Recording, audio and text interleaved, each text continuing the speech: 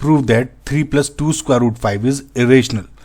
ना इस टाइप के क्वेश्चन में आपको ये ऑलरेडी दिया जा सकता है या दिया नहीं भी जा सकता कि रूट 5 इज इरेशनल। ओके, कि रूट 5 अगर इरेशनल है तो आपको प्रूव करना है ये इरेशनल होगा। देखिए ऑलरेडी हम ये प्रूव कर चुके हैं कि जैसे नंबर्स होते हैं square root 5, square root 2, square root 3, square root 7, इस टाइप के नंबर्स सब के सब इरेशनल नंबर्स होते हैं।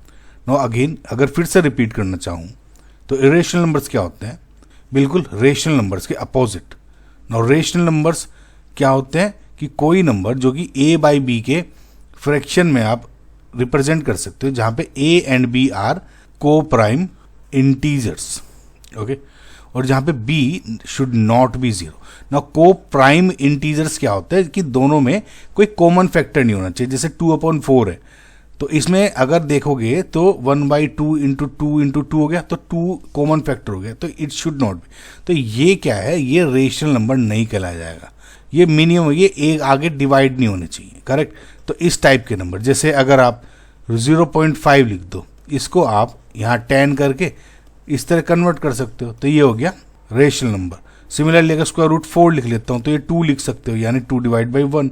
ये क्या हो गया रेशनल। बट क्योंकि ये इस टाइप में नहीं लिख सकते आप, तो ये सब इरेशनल होते। ठीक है, अब इस एक्सरसाइज के 1.2 क्लास 10th वाले क्वेश्चन नंबर 1 में ऑलरेडी प्रूव कर चुका हूं मैं कि ये वाला है इरेशनल। तो इसको एज्यूम करके आप ये माने ओके, अगर इस टाइप का ये इरेशनल नंबर है तो अगेन हम वही प्रूफ बाय कॉन्ट्रडिक्शन से हम प्रोसीड करें।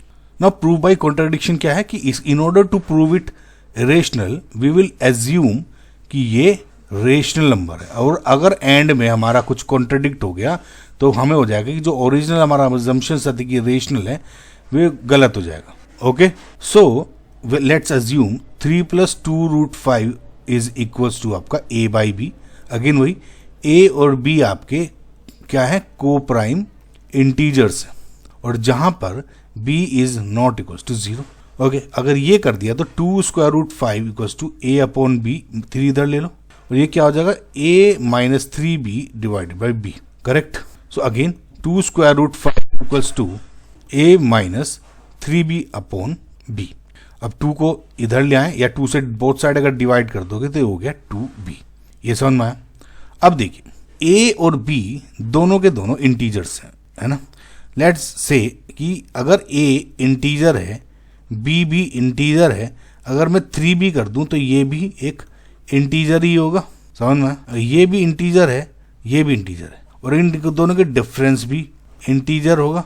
कैसे? अब देखो एज्यूम करो, लेट एज्यूम कि a आपका फॉर एग्जांपल आपका है 5 और b को मान लेता हूं मैं आपको 2। अगर ये दोनों इंटीजर हो तो 3b क्या हो जाएगा, 3 इंटू 2 यानी 6, ये भी इंटीजर होगा ना भाई, पॉइंट्स में नहीं आएगा ना कुल मिला के।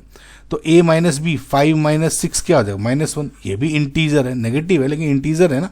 तो ये सिमिलरली b अगर इंटीजर है तो 2b भी इंटीजर होगा, b नॉन जीरो हो जाएगा तो ये भी 2b भी नॉन जीरो होगा।